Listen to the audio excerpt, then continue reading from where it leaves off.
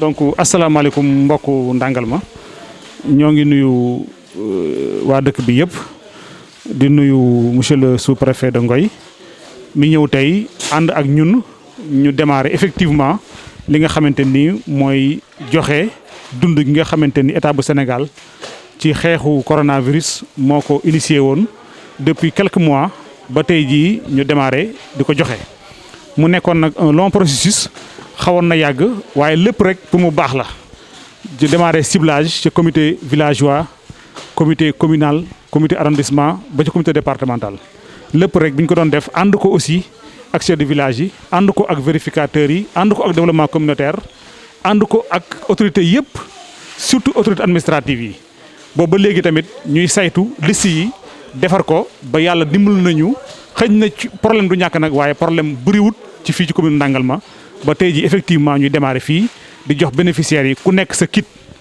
bi nekk ñaari saaku ceeb fukki kilo suukar fukki litre diwlin benn paquet savon 18 morceaux ak fukki kilo pâte loolu muy ndimbal loo xamante ni état bu Sénégal ki nga xamante ni son excellence le président Macky Sall moo ko initié moo ko bëgg def ko dimbale ko askan wi mu wàcc ci réew mi yëpp effectivement précisément aussi fii ci Ndangalma ñu jot fi 2115 bénéficiaires ñu répartir ko ci village yëpp ba ku ci nekk lañ ca war a am nga ko ca muy ci RNU bi muy ci extension bi kon tey loolu lañ ñëwoon tey fii di ko joxe officiellement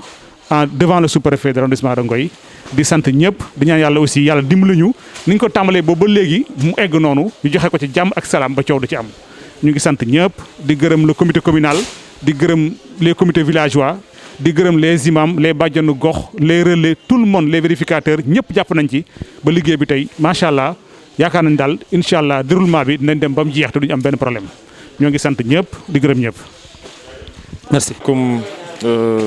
waa Ndangalma maa ngi nuyu kenn ku nekk ci turam ak santam donc man la Samba Adolphe Sidibé di sous-préfet bu arrondissement de Ngoy. donc tey dañu ñëw fii ci Ndangalma pour lancer officiellement la distribution donc de l'aide alimentaire bi nga xamante ne ni Covid-19 bi moo ko waral comme ni ngeen ko xamee donc le président de la République donc dafa tëraloon benn programme pour jàppale en tout cas au moins 1 million de ménages donc ci benn kit alimentaire donc tey ñu ngi daje fii donc pour fexe ba 2115 ménages yi nga xam ne ñoo nekk ci biir commune bu Ndangalma kenn ku nekk nga jot sa kit alimentaire bi je pense que sànq représentant maire rappelé na ko donc 100 kilos ceeb la 10 litres d'huile 10 kilos sucre 10 kilos pâte alimentaire ak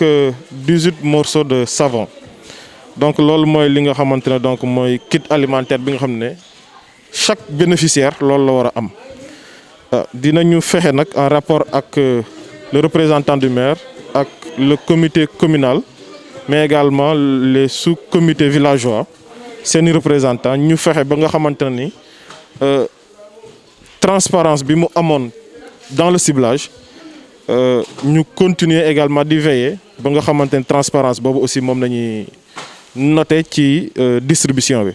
donc loolu bokk na lu tax ñu ñëw pour non seulement fekkee démarrage mais xool également processus bi nu muy demee te li ñu fi gis aussi dal na suñu xel du tee aussi chaque jour ñu jël situation bi xool li nga xamante ne moo fi nekk comme lu baax ñu wéyal ko bu amee ay rëq-rëq aussi au besoin ñu fexe intervenir pour mën a rectifier aussi yenn rëq-rëq yi mais lii nga xamante moom lañ fi gis vraiment dal na suñu xel te dinañ def suñu kéemtalaay kattan li ñu amee fii comme expérience amee ko à Ndondol ce matin comme expérience ñu mën a fexe aussi multiplier ko à Caxar wala à Ngoy ñoom ñi nga xamante ba léegi démarré guñu parce que am na lu des ci seen kit donc c'est juste pour dire que véritablement li nga xamante ne gis nañ ko fi tey aussi dal na suñu xel. c'est l'occasion pour moi aussi remercier bu baax a baax le comité communal bi ma tudd sax di remercier aussi les sous-comités villageois ñoom ñi nga xamante ne tey fi ñu yegg nii tey yëpp ci ñoom la démarré parce que tout simplement ciblage bi mu ngi démarré dans les villages avec les sous-comités villageois ñoom liggéey bi ñu def moo mën a moo permettre également comité communal bi mën a saytuwaat seen liggéey ba mën ko transmettre comité local bi ba comité local bi aussi sukkandu si mën na valider également liggéey boobu noonu te liggéey boobu tey jii ni moo ñu indi ci distribution bi mooy préciser ne aussi au niveau de Ndangalma ba nii ñuy wax ak yéen amul benn contestation bu ñu déggagum. Donc ça également c'est bon à préciser, c'est juste pour dire que chef de village yi ak seeni comité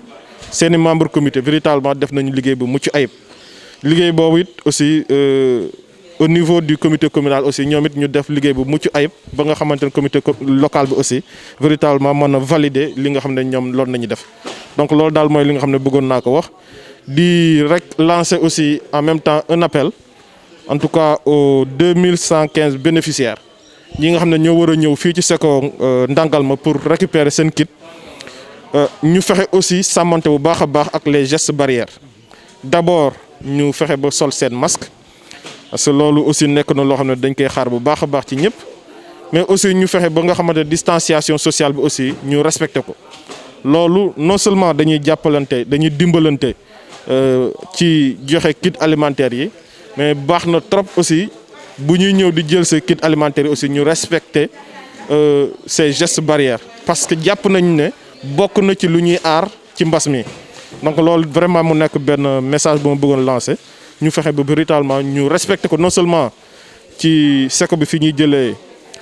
aide alimentaire mais dans la commune aussi ou bien dans tout le pays ñu fexe ba kenn ku nekk respecter aussi ces gestes barrières merci beaucoup. di tudd Ndiallo Sow dëkk Ndangalma kër Coro Godiaga waaye di sant di gërëm di ñaan ci yàlla yonent bi ak Serigne Fallou lii ngeen fi def yàlla na sa borom teggi mbas mi ngeen defal na ko ci bànneex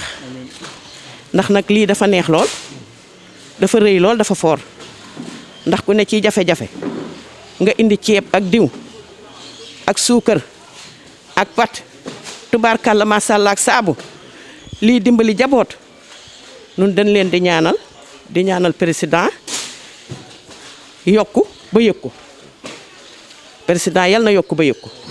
yéen ñi fi tegit li wa ngeen man ren yal na ngeen mën déwén lu kopp doole ñun kontaan nañu jigéeni Ndangalma gépp ak borom kër yeeg xale yu ndaw yeeg ñëpp a ko yàkkamti woon waaye xamoon na ne bu ñëwee ci yoon rek ngeen koy teg ngeen teg ko ci yoon ndax xam ngeen ne nag ki nekk fii lu yoon rek la bëgg